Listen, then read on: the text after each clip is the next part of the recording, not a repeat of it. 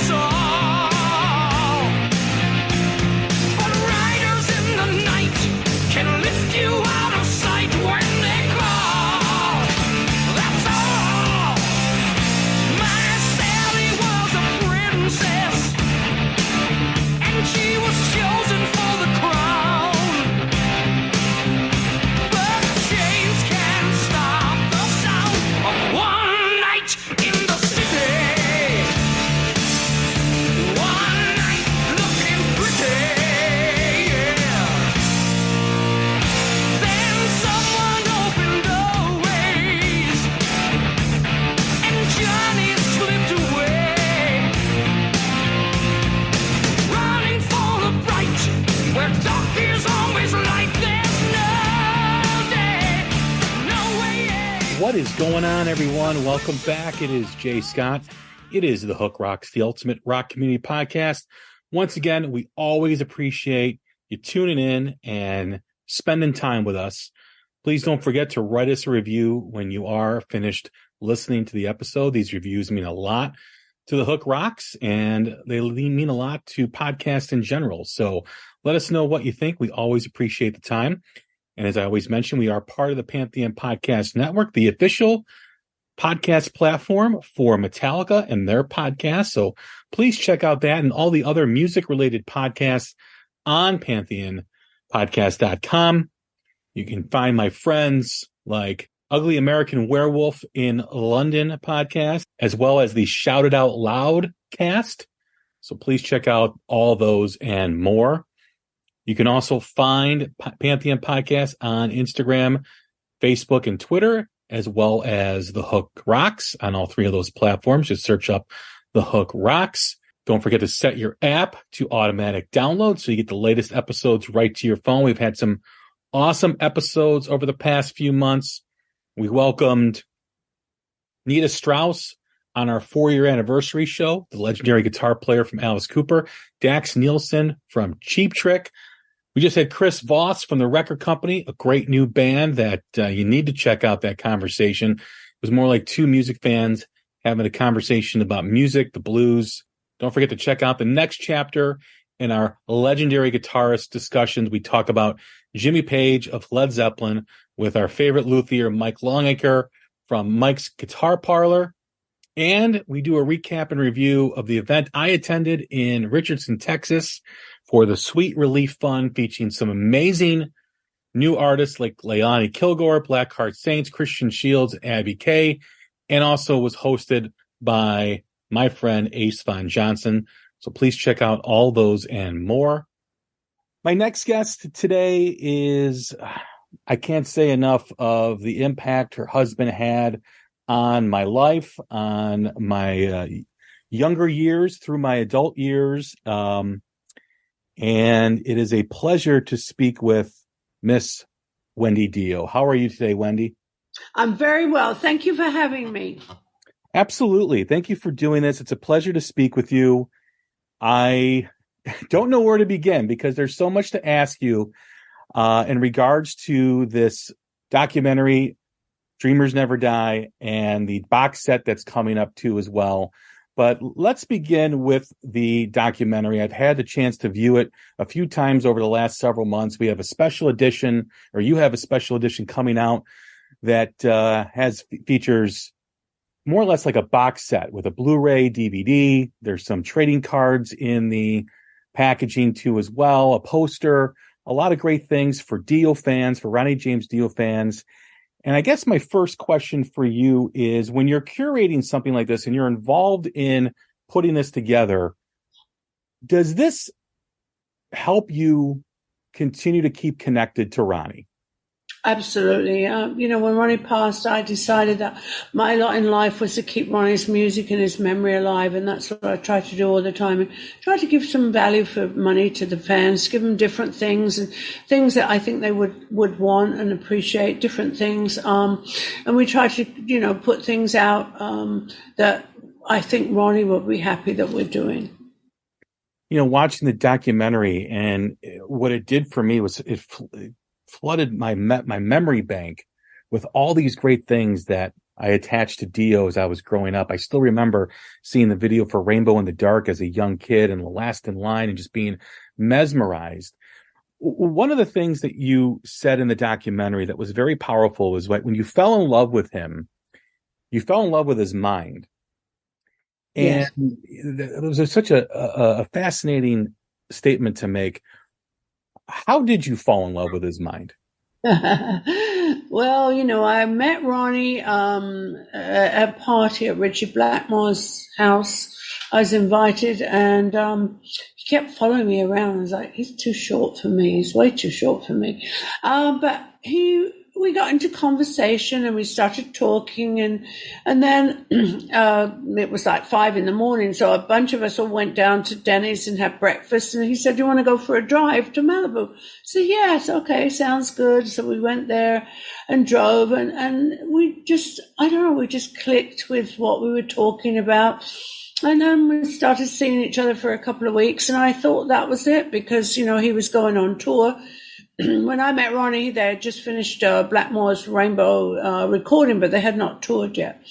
And so, we had such a lovely time talking and getting to know each other and stuff. And then he went on tour.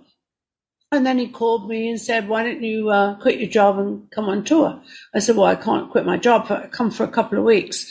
I went for a couple of weeks, and of course, it ended up going for the rest of my life. But he was such an interesting person and such a different person than when he was on stage. On stage, he was a big rock star. Off stage, he was such a humble human being that cared about everything, that loved animals, and just, I don't know, we just clicked so well on everything. What was it like conversing with him? Because he says in this documentary, he loved the library room in his house because it was filled with words. And yes, he was so articulate. Yes, we have a huge library with all kinds of books, medieval books, science fiction books. He was very into, dreams and different things back in the day, and just sci-fi and stuff. And we just clicked on all those things that we all loved, and our whole house is decorated like that. Our house is very medieval, very Gothic, and we brought back a lot of stuff from England in the 80s. We have like windows that are from cathedrals and things. We just loved all those old things that we just love. I even love the smell of old stuff. He was so articulate with his lyrics in his song and be able to convey a message to his listeners who are absorbing his music. What was conversations with him like? Well, we would always talk about his music and whatever, but his songs that he wrote, he always wrote for the underdog. He always wrote for the person that was maybe too short, too fat, too tall, too whatever, and who had been bullied or so on. And he always would want to keep get them. His songs were always like you had to decipher for yourself what it was about, but basically the message was always like, just keep on, don't let someone put you down. You're good, believe in yourself. And we would at home, obviously we'd have conversations with that, but we also we loved our animals, and he loved sports. He loved to watch sports on TV, write music with sport while he was playing a guitar on the couch. Our life was very similar to everybody's everyday life. We would stay home when he was off the road. He would stay home and sit in his sweats that he bought from Walmart and watch TV or have friends over and sit with the bar. We brought a bar back from England from the 1800s from a pub. And that was his favorite time, to sit home and with his friends. What's amazing about this documentary is when Ronnie was living, he was known as this iconic figure, with a amazing voice. And I think what this documentary shows is, yes, he is that, but the person he was, the individual he was, and how there was a section in the documentary that is going to be re-released as a deluxe edition, as I mentioned, next Friday. But there's a point in the documentary where people talk about him remembering stuff from a fan told him years ago, and they were so amazed about how he remembered. And that just goes to show how much care and how much empathy he had for the people that came to visit him and came to shake his hand after a show. Oh, he loved his fans. He loved people. And he had an amazing memory. I have no idea how he could remember things. He would meet someone and they would talk to him for, and talk about their son or their wife or something. And he'd see him a year or so later and say, oh, how's your son? How's your wife? And he'd remember their names. I was blown away. He had such an amazing memory. What does his music mean to you? We know what it means to the fans, but what does it mean to you? It means to me his wonderful way of creativity and sending a message to kids, and hopefully, I get letters from kids that say, I was down, I was ready to commit suicide, I was down, and then I listened to Ronnie's music, and he was telling me that I should do this, and I should follow my dreams, and I should do that. And you know what? It's so uplifting, and that means so much for me. It means a lot to so many. I mean, when you really dive into his lyrics, there is a positive, beautiful message in a lot of his music and a lot of his songs. And when all the controversy was surrounding him and other bands in the 80s about, being into the devil and all this stuff, I think the fans more or less chuckled, because when you actually read his lyrics, there was nothing of the sort. No, he always recognized good and evil, and you have a choice. And that's a lot of things are written about that. There's your choice. Don't go down the dark path, but take the good path. Again, going back to putting this together, what was the process for you in selecting a director and the story for the documentary and reviewing it? How much involvement did you have in this? A lot of involvement. I was very protective of Ronnie's stuff. People had asked me for many, many years to do a documentary, but it was never the right time. It was never the right people. But then I met Don and Demian, and they were big fans of Ronnie's. They knew a lot of stuff about Ronnie, and we started to. And BMG they financed it, and we started talking with them.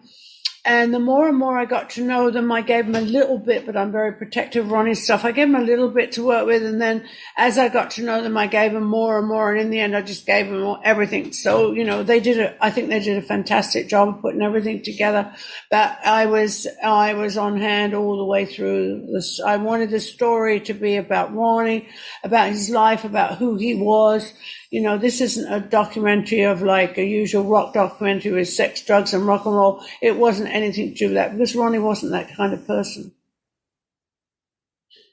Being protective of his legacy is very important to you, obviously, but putting this together, there has to be, a sense of trust, right? And you kind of just spoke to it a little bit there. How did you overcome that? I don't want to say lack of trust, but getting to trust the individuals that were there. I know you spent a little time with them and they were fans, but there has to be a process for you. His legacy and how much love you guys had for each other. How did you overcome that stuff?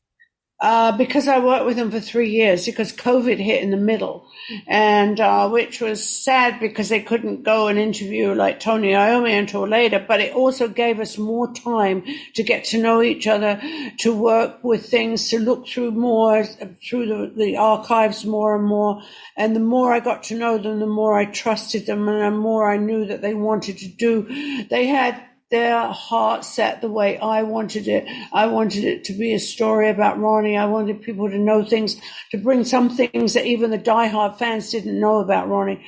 And we ended up working together. I actually was in Philadelphia last week, and we had dinner together. They're just friends now. They've become friends. They've become part of my life.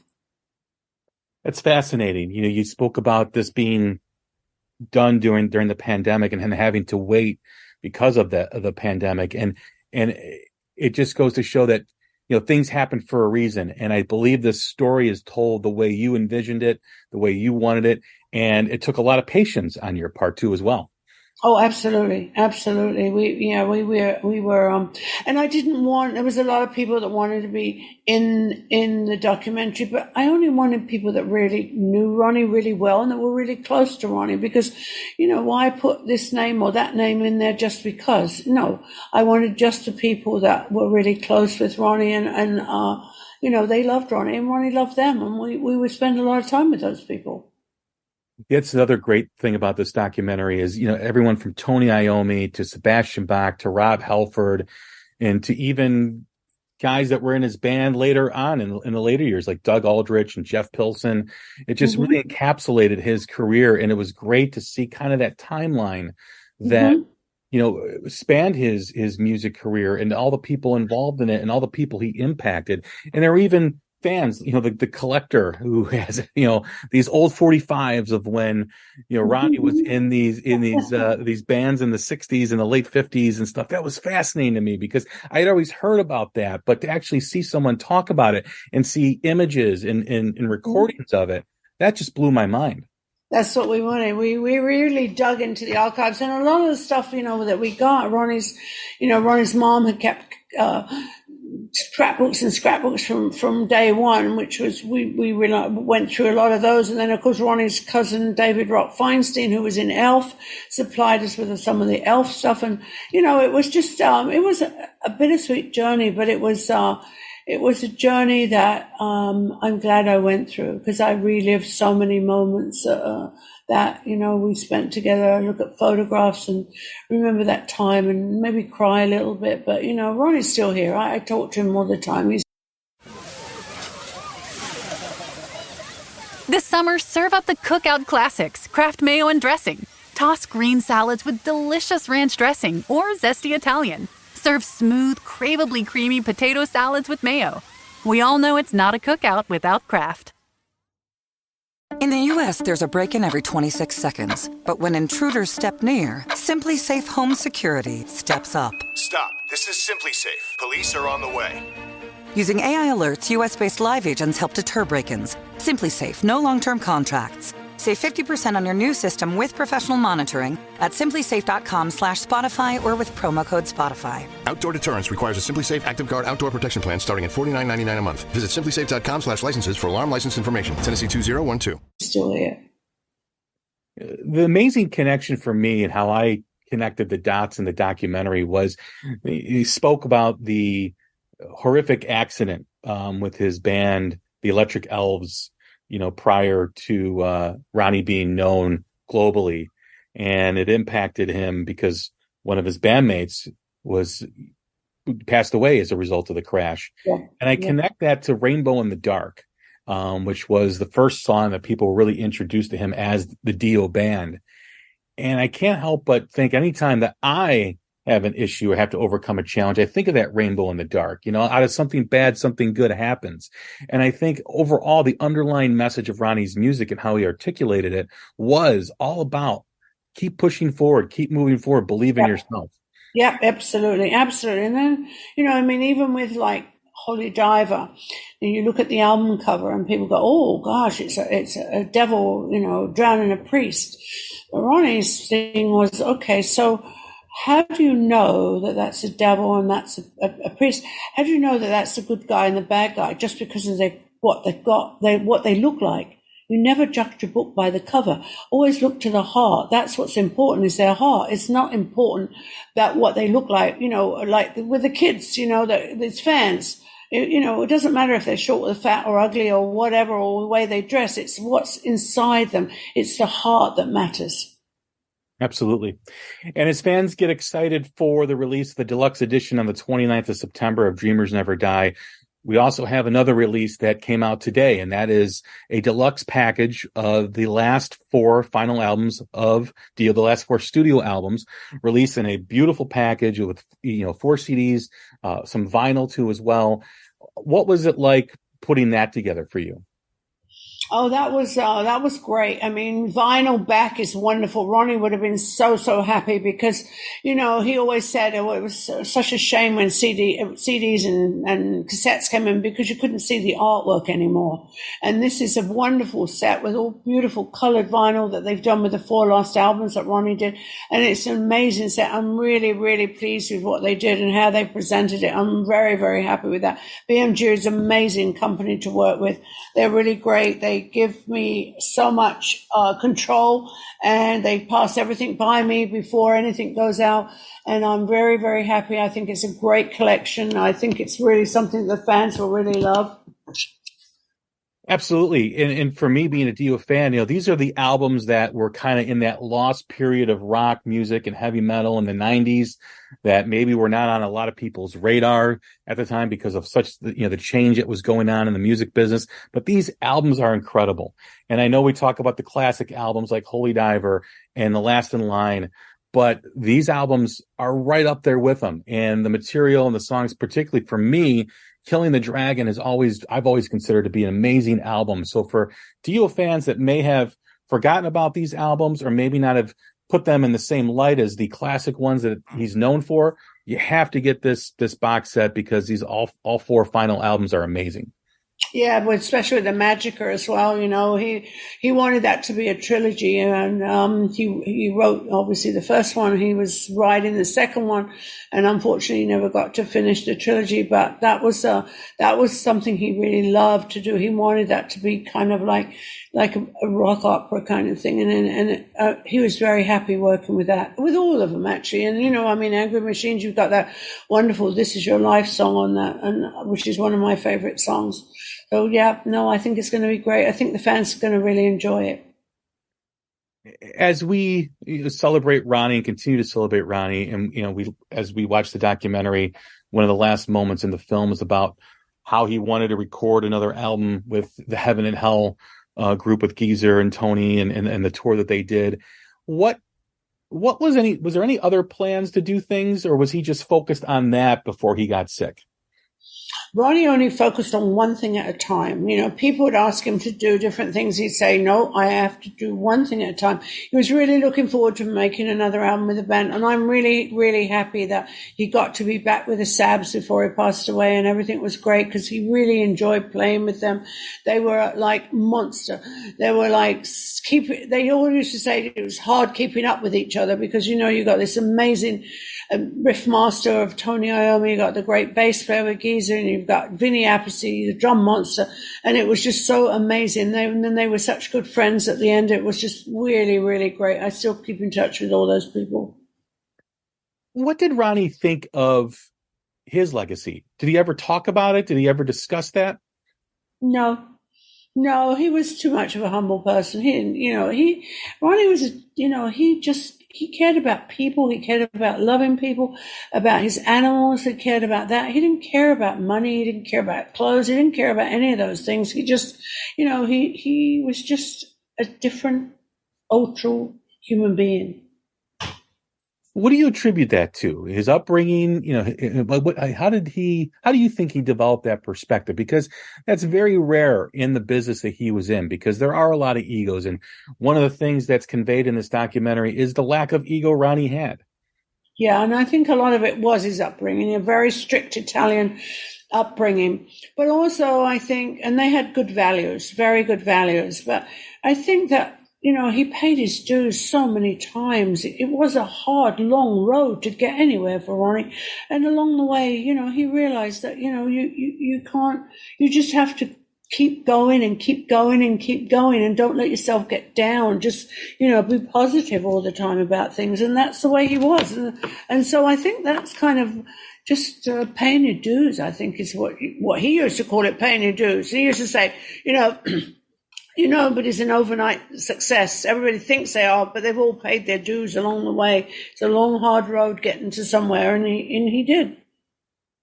As a fan of Ronnie's, I think his legacy to me is he lived it. He lived by the words that he sang. Through all the difficulties he had, from Elf to Rainbow into Sabbath, and then creating his own band, his own brand, and curating these songs, writing these songs about being positive, believing yourself. It's really easy to write that stuff. It's really easy to tell people what to do, other people what to do, but to actually live it is the most admirable thing. And there's so much evidence of that. And that's the most remarkable thing about Ronnie, in my opinion, being a fan of him and his music. Oh, definitely. He lived what he was. There was nothing fake about Ronnie at all. Nothing fake whatsoever. He loved his fans. They loved him back. He would sit and talk to them for hours on end, because that's what he was all about. That was what he loved to do more than anything, was to be with his fans. As we close the interview and we celebrate these two releases of Ronnie James Dio, and we appreciate your presence here on this interview and our discussion, is there anything that you're working on down the road that will appease and make Dio fans happy? Well, we've got our charity, the Bowl for Ronnie, coming up on November 16th at Pins in Los Angeles, where we raise a bunch of money for research in cancer. Next year we'll have an album coming out that Rhino's working on, which will be Lost in Line, with a remix by a producer. I don't know who it is yet, but we'll pick one. They did one last year with Joe Barishi, which was great. And I've got some other unreleased material that one day will show the light. I'm working on it, but it's got to be everything has to be the way Ronnie wanted it. He was like a perfectionist. It had to be good, and it had to be up to standard. So I have to work very carefully to make sure that everything is up to standard that we put out. Wendy, it's been a pleasure talking with you. Thank you for your time. Thank you for your insight, and thank you for releasing these two packages of Dio's music and the documentary.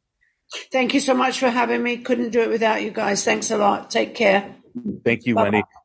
Everyone, that is Wendy Dio, the wife of Ronnie James Dio. Please don't forget to go to ronniejamesdio.com, the website, and pick up and order his deluxe edition of the documentary being released next Friday, and also get the box set of the 4 final albums released today. Once again, I'm Jay Scott. This is The Hook Rocks, the Ultimate Rock Community Podcast. Take care of each other, stay safe, and we will talk again soon. Thank you. Who cares what came before? We were only starlight. One day, then nevermore, because we're whispers in the wind.